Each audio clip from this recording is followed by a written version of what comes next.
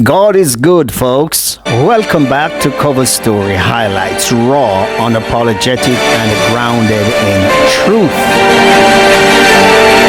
And let me say this at the very outset. I will always speak my truth. What I will not do, I will not malign anyone, and I will not criticize anyone unfairly or without merit. And if I do criticize a process or criticize someone's methodology of doing things, then I will always provide recommendations for solutions. That's how I operate. I notice all the chatter, but nobody take up on the recommendations that were included in yesterday's episode. I wish they had listened to the recommendation and analyzed them in an objective way and decide whether they have merit or not. Let me say this, and I will insist that the People's National Party's present leadership is constitutionally incapable of being honest with themselves and with the people. That's the root of its latest defeat. Let's be real. This election was for the PNP to lose, and they did exactly that. I was on the ground working on election day. I was working in a particular capacity. I was roving.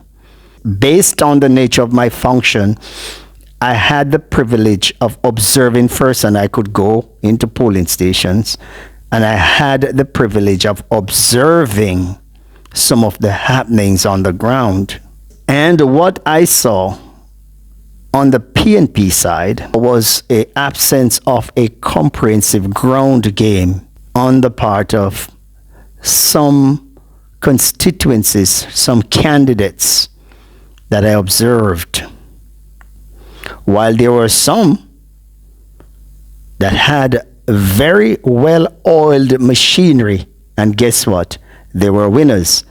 And I will name a few, just for contrast. In these areas, like in St. Catherine Northwestern, for example, Damian Crawford had a very well-oiled ground game. He had a machinery on the ground. And when I went into that constituency and observed, and the people at the office will tell you that when I passed through there and I spoke to them, I could see that they would have won that constituency. When I went to Amos's constituency office, it was a different kettle of fish. There were a couple persons there and they were appearing to be jubilant, but you could see that the ground game was not sufficient for them to beat Crawford, because Crawford's machinery was at its peak of operation. The get out the vote operation was superb. When I went over to St. Catherine Southeastern and I observed, I knew also that in that race, Dr. Alfred Dawes would have been victorious. And you know how? Because you have two councillors over there, Finley Douglas for the Waterford Division, Kennard Grant for the, in fact, you have three councillors over there, Finley Douglas in the Waterford Division, Kennard Grant in the Bridgeport Division, Rainier Benjamin, in his division, and they were on the ground, marshalling the activities, making sure, because they knew the challenges that they were up against. They knew that that seat was targeted by the Labour Party.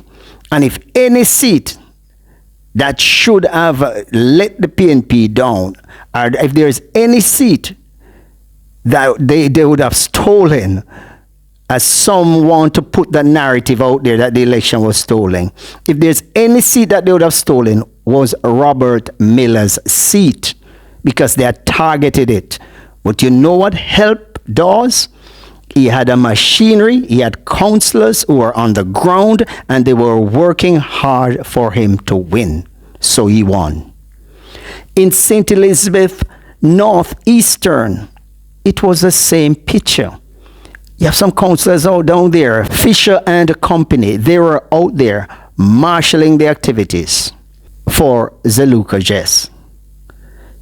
And that makes a difference. You know what?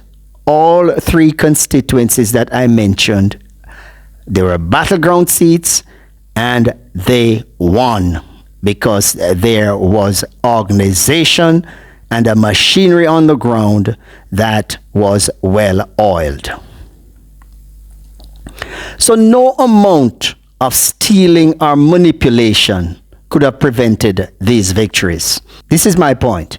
If 6 more of these battleground constituencies where the candidates had shown momentum on the ground were organized like Crawford, Jess, Dawes, then it would have made a difference. It would have made a difference. But guess what?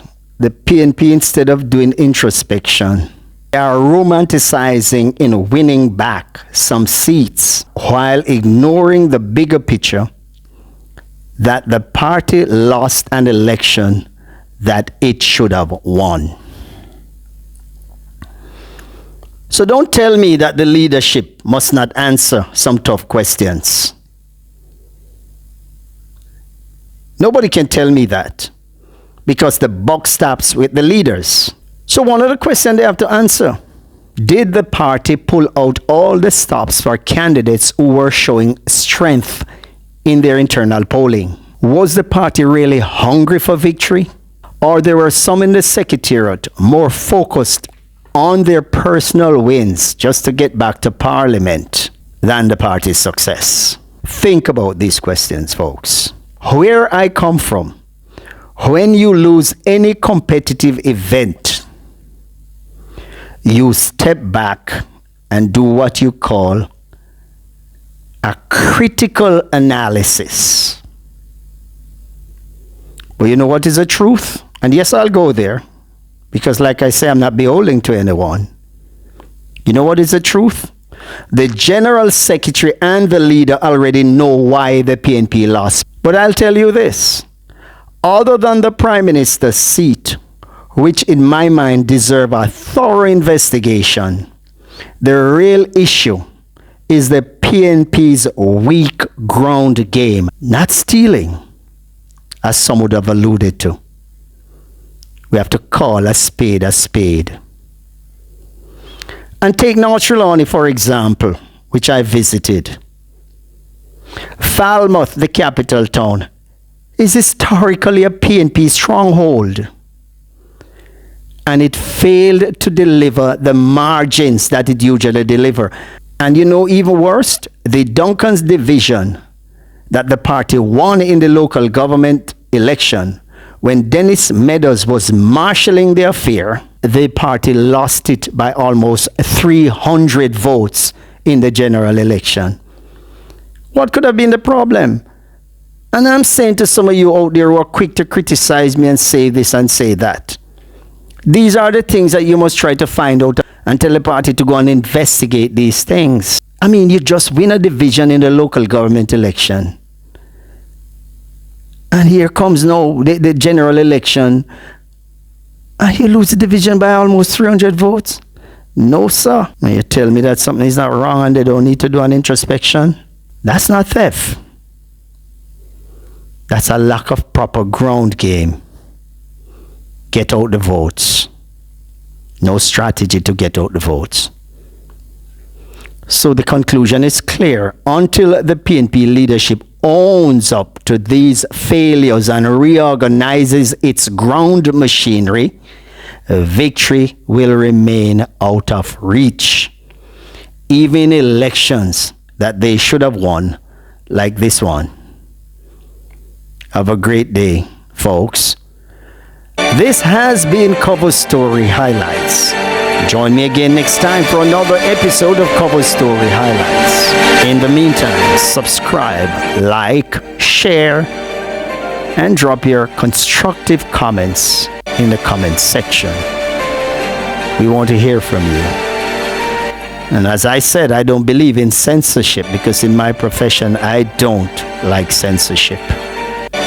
So I won't discard none of the comments. I will allow them to be out there, whether it's favorable to me or not, because that's how you feel and that's how you want to express yourself. Have a great one.